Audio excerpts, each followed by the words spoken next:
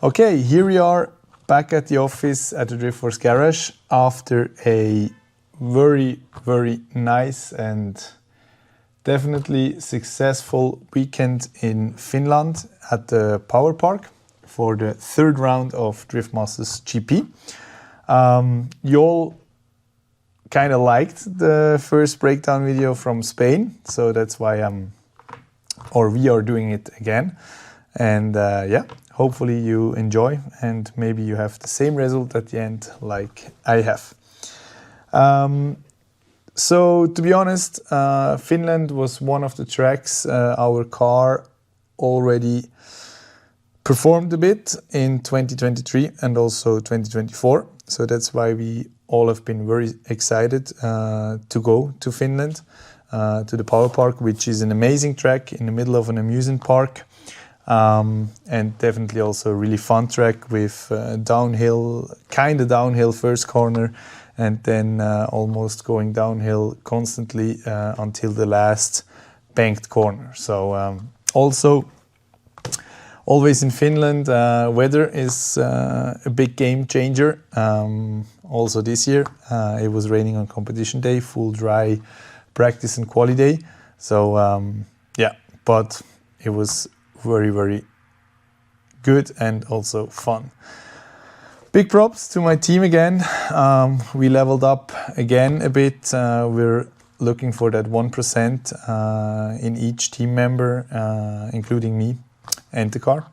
So that's what we did. We were dialed in practice, some really good practice runs, already some good chase runs in the practice.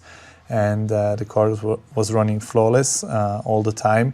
We did changes on damper settings, anti-roll bar, and also tire pressure. The gearing was right because of the sim driving. Now we have a little video of the sim driving, so maybe we can show some parts. Yeah. So yeah, definitely very successful practice session, and then qualification with a 91.5, which was amazing. I stepped on the roof of the car. Support in the sport. It certainly is. Yeah, great to see him out. It certainly is. So there we go back on the line. Yves Meyer up next in this incredible Toyota GR Supra as he flicks it across the circuit. Now looks to set it up nice, and he does for that first outside zone. Yves Meyer been getting better and better in this car year on year, and now he seems to have perfected the style. He's learned to tame the beast as Yves Meyer flicks that car towards the wall, and Yves Meyer now going for a huge run as he fires down the hill over. Look at this, perfect from Yves Meyer in a moment. Gets that car dialed on transition, flicks it up towards the outside zone and across the line. Oh, so comfortable. 91.5. Are you still? Look at what it means to Yves Meyer as he climbs on the roof. I bet. And you know what? It's like he's just won the lottery. That was incredible from Yves Meyer.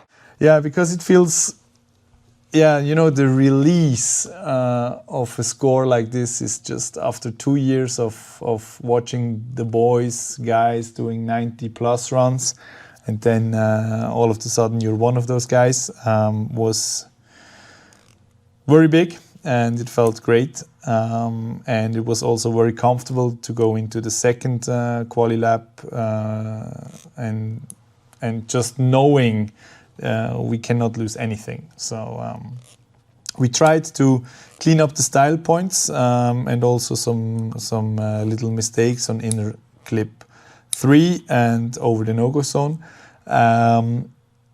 I hit the wall on the first corner, second outer zone, and I was able to save the car and to finish the run, but for sure I already did know the score will not be better than the 91.5.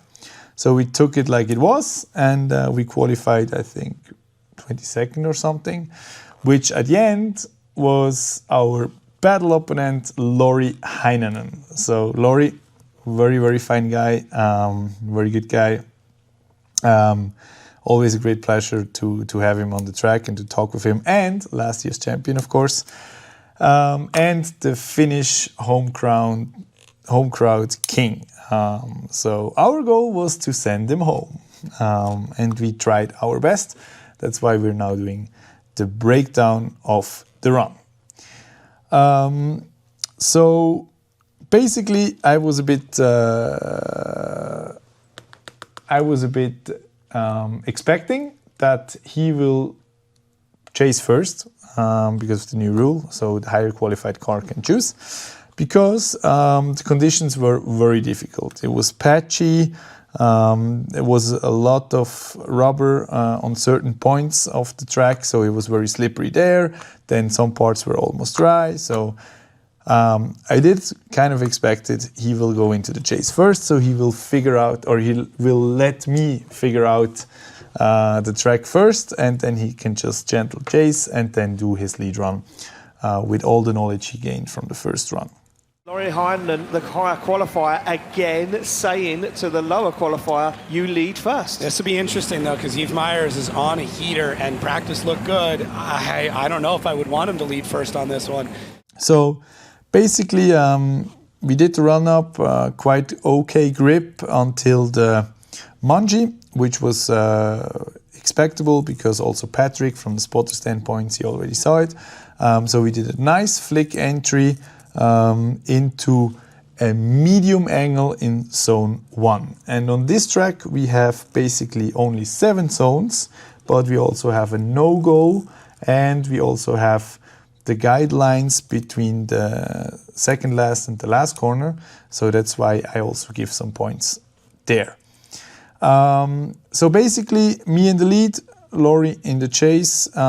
For the first zone, I would give myself 0.5 points, because it was not a big amount of angle. It was also not like very exciting initiation, so it was just a basic initiation into the zone.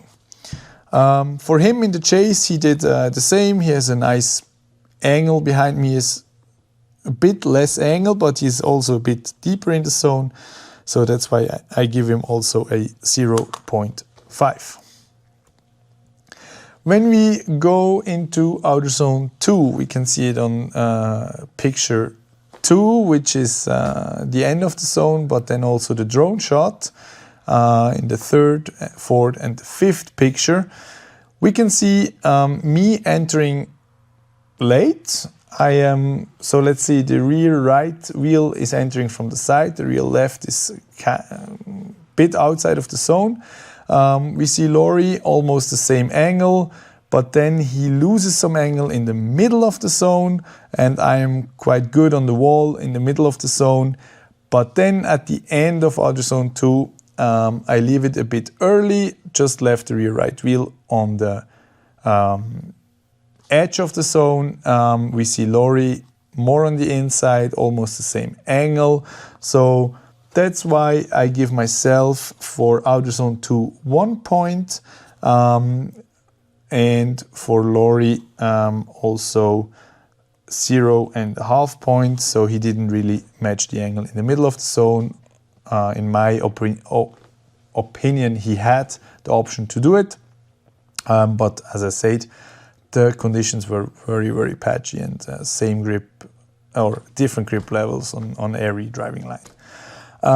When we approach inner clip 3, which is a very important clip, we can see it on the drone shot as well. I have a decent amount of angle, or a small amount of angle, but I'm on the right line definitely, so left front goes right in the middle of the zone. So that's why I would give myself 1 point for this one.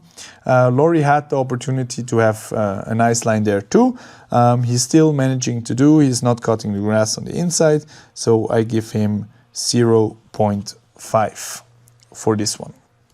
When we go to the no-go zone, we see me ruling over the no-go zone, but not on the curb. He needs to go on the curb, that's clearly because I'm, let's say, on the second line of the no-go zone. So no-go means for me that's 0 point for me and 0.5 for him, because he managed to not run the curb and I did the mistake in the front. When we go to outer zone 4, we can clearly see I just put one wheel barely into the zone, a little bit over the line. So that's for me 0.5. He chased it well, it's also a 0.5. When we reach outer zone 5, we see me really deep in the zone, nice angle, a lot of angle actually. So that's why I give myself 1 point. And Lauri is quite opening the angle and he's also very much on the inside. So I give him 0 points in the chase at this moment. When we go through the guideline, which we can see in this picture, I'm perfectly, so the right front is perfectly on the guiding line. Would have give him the opportunity to chase nice, but he did the mistake in the front. So that's why I give myself 1 point and him a 0 at this point. Then I really messed up. I really messed up the transition into outer zone 6. So it was clearly said on the briefing, the transition needs to be finished before outer 6, and I did it like right into outer 6. So definitely 0 points there for me, but 1 point for Lauri, because he managed to still chase and stay close, or quite kind of close to the second corner, which is then outer zone 7. I was very nice in outer zone 7. It's 1 point, and he chased quite okay. So I give him also 1 point. With this, we have still a few points to give, because it's 10 points for the lead car and 9 points for the chase car. So that's why I added a plus on my list. So I would say for the patchy and very difficult conditions, I give both drivers 1 point extra.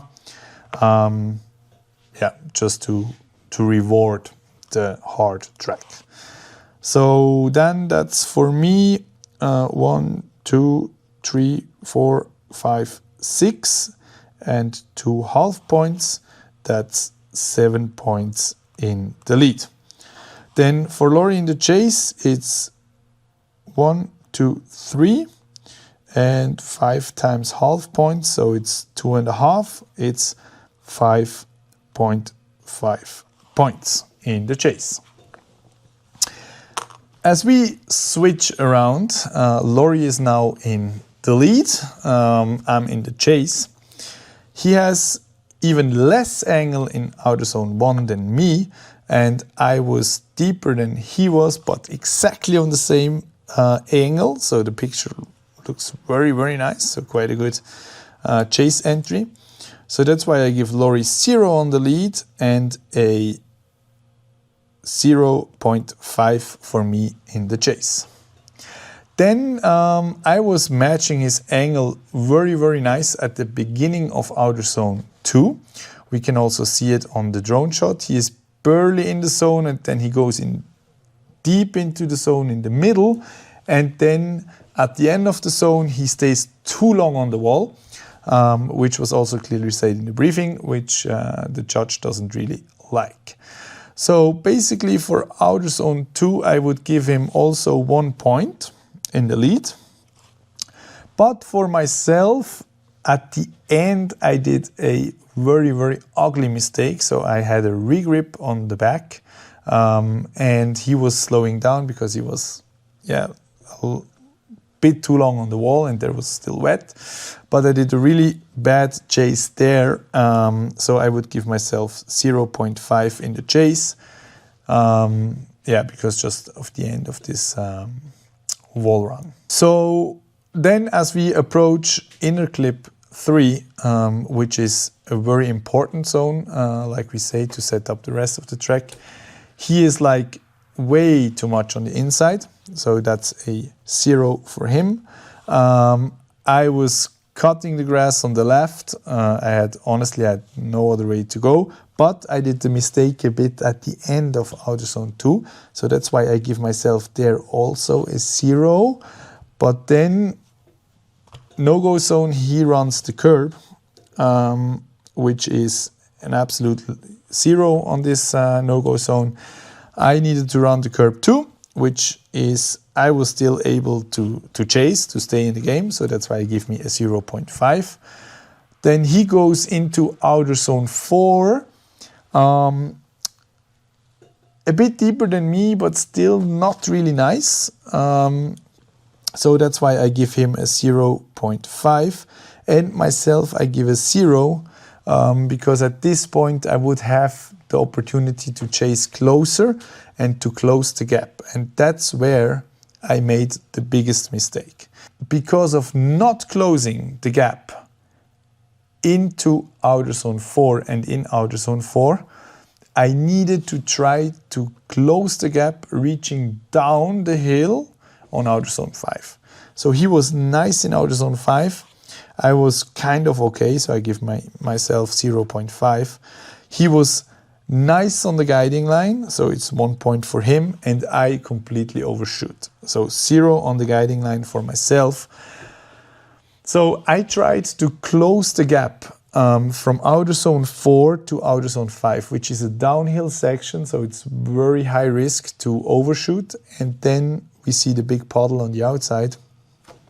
I came on the rubber and I went straight to the puddle, and there I lost him. So it's 0 on the guidelines, it's 0 on 6 for me, it's 1 point for Lauri in 6 because he did the transition perfectly, nice into it. Then he did the transition, came up nice to 7, and I tried to save the run, but it was ugly on 7, so it's a 0 there for me. Overall, I would give again both drivers 1 point for the extremely hard patchy conditions, which then at the end results in a 1, 2, 3, 4, 5, 6.5 for Lauri, and a 1, 2, 3 for me. Yeah, that's basically the points. Yeah, I think those are fair points for the hard conditions and also the mistakes we did. To be honest, Lauri did, like the commentator said, small mistakes in the chase and in the lead, and I did a very big mistake, trying to catch up in outer zone 5 downhill, then overshoot the guiding line, and then just ugly into the puddle, ugly transition into 6, just saving the run. So in total, we have for me, for Yves, we have 7 and 3 points, which is 10. And for Lauri, we have 5.5 and 6.5, which is 12 at the end.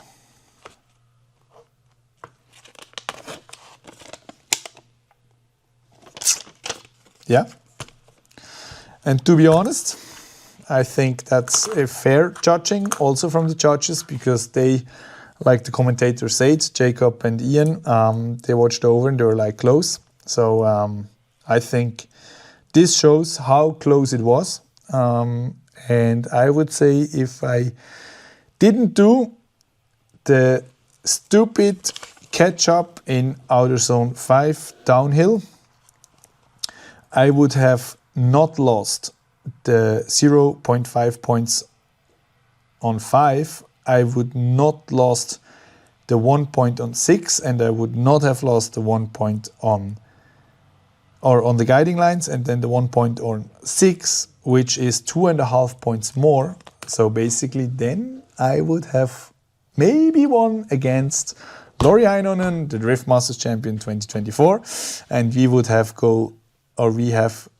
would have went into the top 16 for the first time. So yeah, that's exactly how it was. And I feel like it was a fair judging on very hard conditions. Big props to all the other drivers who managed to do a top 32 with winning a battle and proceeding on into top 16 and even until the final. To be honest, Conor Shanahan, well-deserved win, because I was watching with the boys all the rest of the competition, and his lead runs were like, just every lead run was the same. So, and I think that's the 1% you need at the event like this, just to be consistent and have the same lead runs all the time. Yeah. So if you have any questions, please write it below in the comments. If you want to have more information, also send some ideas in the comments. Maybe we can do some more videos and show you more stuff. For us, now we are preparing for 24 hours of Nürburgring to get some, or to go there and do some taxi and demo laps for Gazoo Racing Germany and Europe.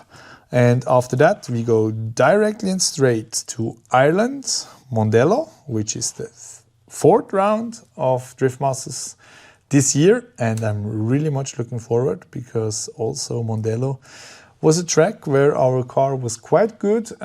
We figured out the initiation, which is, I would say, initiation and the first corner is the hardest part on this track, quite early. So I'm really looking forward with a nice car, an unbelievable team to go there and get some nice points. Just drive the line, save some points. So see you and enjoy the rest of your day, night, whatever. And yeah, see you soon. Peace.